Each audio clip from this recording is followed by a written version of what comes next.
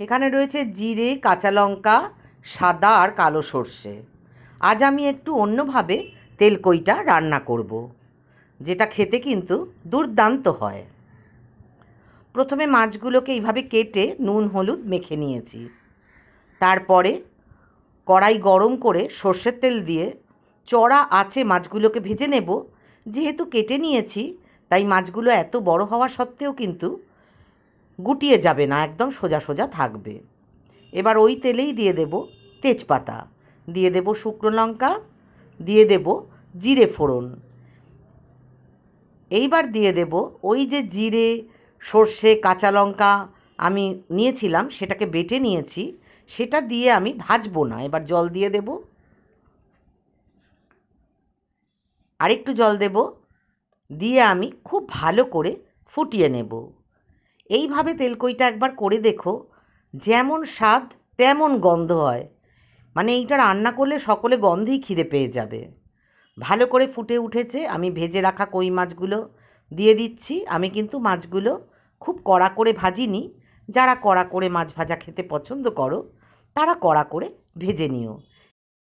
এবার একটু নুনটা টেস্ট করে নেব, যদি লাগে দেব। একটু লবণ দিয়ে দিলাম। আমি কিন্তু সর্ষে বাটার মধ্যেও লবণ দিয়েছি। দিয়ে দিলাম সামান্য চিনি, যারা চিনি খাও না স্কিপ করবে। দিয়ে দিলাম কয়েকটা কাঁচা লঙ্কা। ঝাল কম হলে কিন্তু এই রান্না খেতে ভালো লাগবে না। কাঁচা সর্ষের তেল দিয়ে দিলাম, দিয়ে আমি চড়া আঁচে ঝোলটাকে ফুটিয়ে নেব।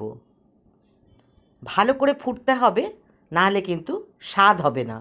আমি ঢাকা দিয়ে দেব। এবার ঢাকা দিয়ে ফুটিয়ে নিলাম চড়া আঁচে। দেখো কতটা তেল ছেড়েছে। যদি এতটা তেল না ছাড়ে বা আরও বেশি তেল খেতে চাও, আর একটু লাস্টেও তেল দিয়ে নেওয়া যায়। গরম ভাতের যে কী স্বাদ, এটা না খেলে বুঝিয়ে বলা যাবে না। আমার কিন্তু প্রায় রেডি হয়ে গেছে, ঝরঝরে গরম ভাতও রেডি। এখন আমি সকলকে খেতে দিয়ে দেব। গ্যাসটা অফ করে দিলে কিন্তু তেলটা আরেকটু ছাড়বে। আমি নানাভাবে তেলকই রান্না করি, তবে এটার স্বাদ আমার নিজের সবচেয়ে বেশি পছন্দের, কারণ এটা স্বাদে গন্ধে অতুলনীয়। দেখো ওপরে বেশ তেল ভেসে উঠেছে। এবার মাছ তুলতে গিয়ে, এত বড় মাছ যে মাছ তুলতে গিয়ে বিপদে পড়ে গেছিলাম। আস্তে আস্তে তুলে নেব। আর যেহেতু মাঝখানে কেটে দিয়েছিলাম মাছগুলোকে, মশলাটা খুব ভালো ঢুকেছে মাছের মধ্যে। এখন থালাটা বেড়ে নিয়েছি, এবার খেয়ে নেব।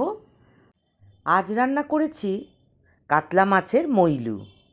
পেঁয়াজটাকে খুব কুচি কুচি করে কেটে নিতে হবে, আর একটু বেশি করে পেঁয়াজ দিতে হবে। সাথে রসুন কুচি, লবণ, সামান্য চিনি দিয়ে ভালো করে মেখে পেঁয়াজগুলোকে, রসুন কুচিগুলোকে একদম নরম করে নেব। দিয়ে দেব হলুদের গুঁড়ো, তারপর দিয়ে দেব লঙ্কার গুঁড়ো। সব পরিমাণগুলো লিখে দিলাম। এবার মিশিয়ে নেব। দেখো ভালো করে মিশিয়ে নিয়েছি। এইবার আমি ভিনিগার দিয়ে দিলাম।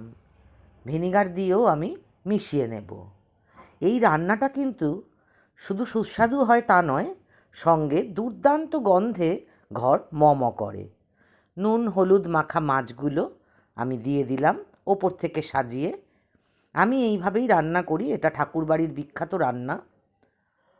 এইভাবে করি, দুর্দান্ত খেতে হয়। দিয়ে দিচ্ছি নারকেল দুধ। এবার আমি দিয়ে দেব সাদা তেল। শুধু ঘিতেও চাইলে করা যায়, তবে আমি পুরো ঘিতে করি না, সাদা তেল আর ঘি মিলিয়ে দিই। আর কটা কাঁচা লঙ্কা ছড়িয়ে দিয়েছি। এইবার আমি ঢাকা দিয়ে কিছুক্ষণ রেখে দিয়ে মাঝারি আঁচে ভালো করে ফুটিয়ে রান্না করে নেব।